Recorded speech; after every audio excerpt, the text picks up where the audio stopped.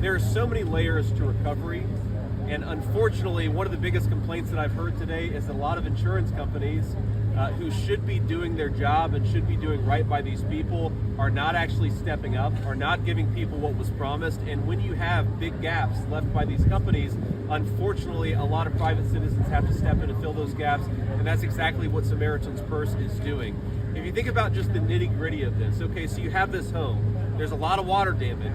Does that water damage become really bad mold damage? What they're doing right now, Samaritan's Purse in the home that we see behind us, is that they're doing a lot of work to make sure that the mold damage doesn't become even worse than it already is, so that maybe, God willing, the people can actually live in this home again, and that we can minimize the amount of damage even further. There's a lot of just on-the-ground, nitty-gritty work that's being done by organizations like Samaritan's Purse, by people in North Carolina. I met a guy earlier who's been doing, private pilots who are flying needed medical resources, food resources, water into this community.